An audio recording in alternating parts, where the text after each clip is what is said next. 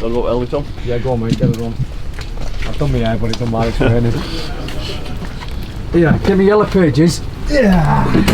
With an armoured capsule, it should be alright. So survive some attacks, some yobs, egginess and that.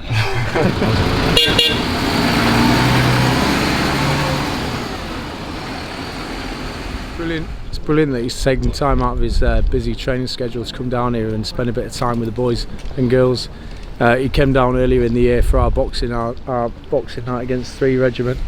And he said a few words, and it's always good for the soldiers to hear from someone like Josh Warrington, who comes from the same sort of background, to talk about the motivation that it's required off the soldiers as well as off himself.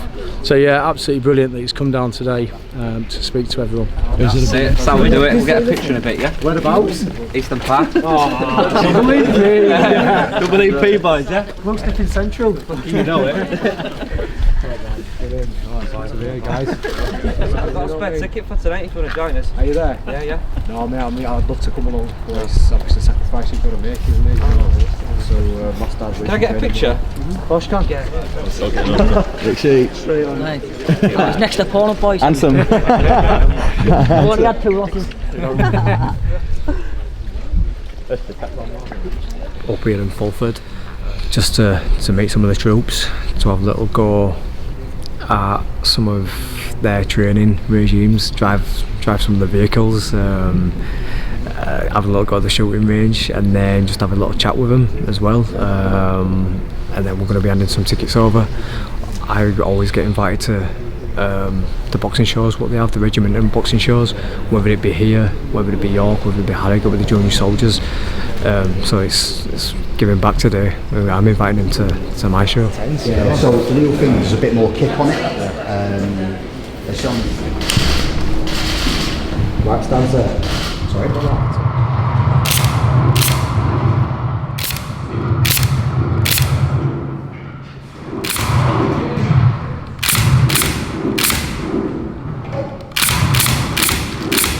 Did alright, yeah, second. Second down the I don't even play Call of Duty either. He's actually done pretty well. He was only, I think, about 10 off mine, so for a first timer, I think he's done pretty well. So beaten twice, so you can't have 3 times in a row. I guess I need to stay in it a bit more, do a bit more practice. I think, well, come in here a bit more, if not, you'll have to be a boxer. But I might beat you that as well.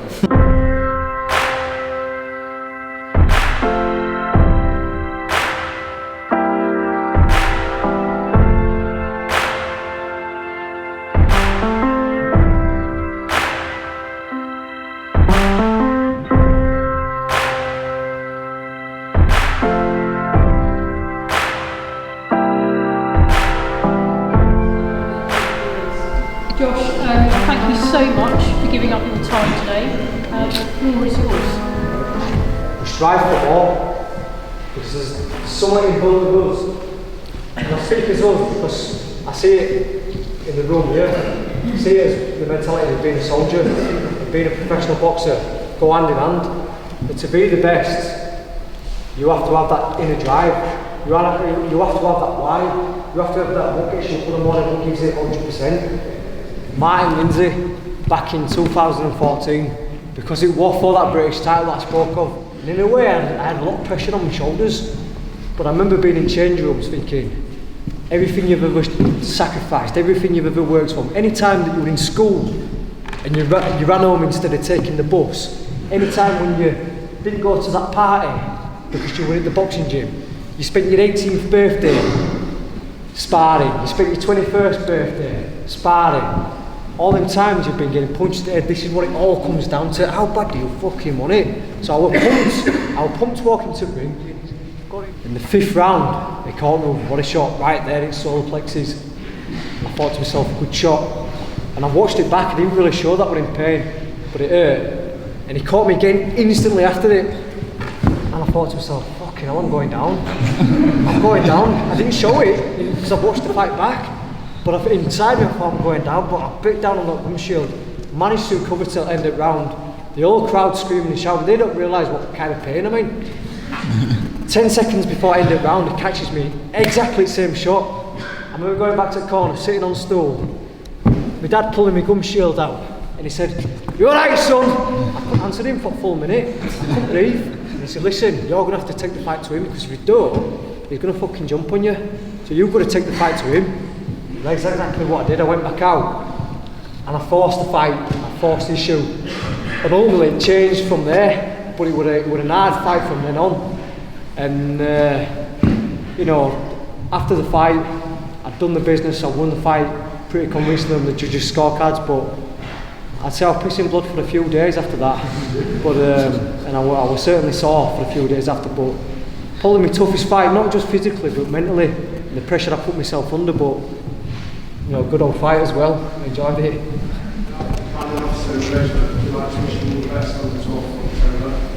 Ladies and gents,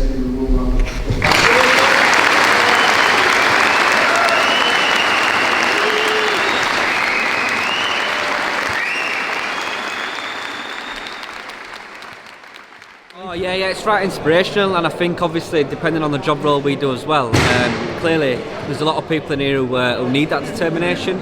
So having Josh come in and give us such an inspirational speech as well will hopefully determine the lads more now to succeed and chase the goals in life and stuff as well. Yeah. You know, I found it very inspirational as he was associating that the discipline for being a boxer is very similar to being in the British Army. Do you know what I mean? You've got the same core values: discipline, loyalty, moral courage, but physical courage as well. The concept of it is all the same, I found. So yeah, no, it was quite uplifting, and it was quite humble to see him come from those roots of a council, like many soldiers do, and he's worked his way up to the top now as well. Yeah, it's obviously the coaching and mentoring side from obviously what we develop as soldiers all the way up through the ranks, and he's doing that obviously with himself and the younger boxers within his local area. It's good to see. So obviously keeping them grounded and producing the goods and bringing the future talent up, which is really good to see. Finished off a busy fair few hours up here at the base, speaking to the soldiers, doing the shooting range, being in the vehicles, giving a bit of a talk to the soldiers at the end. I never really planned these things really. Just the commanding officer said to me this morning, if you give a talk, could you talk about staying motivated, staying focused, because it seems a few of the few soldiers of late have dropped off, and I was just trying to reiterate that there's going to be times in whatever you do, whether it being a soldier, being a boxer, being a businessman, times are going to be hard. I think we live in this day and age now where social media portrays perfect fucking lifestyles, and it's not the case whatsoever. So that's why I was trying to get in my speech, that you have to go through hardship, you have to go through hard times, but ultimately if you have a vision, you'll do whatever it takes to get to that vision, or to get to that place, get to that end goal. And listen, these guys are as motivated as ever, but I think the commanding officer was just saying to him, when you've got someone coming in from a different field, they find that inspiring, and vice versa for me, coming into a different field. I'm a boxer and I can chat to other boxers, but when you're seeing people who've got a winner's mentality and a positive mentality in a different field like the army, then you buzz off it. So it's been good to chat to them. It's been good to be around their presence, and obviously nice to give some tickets away to them as well.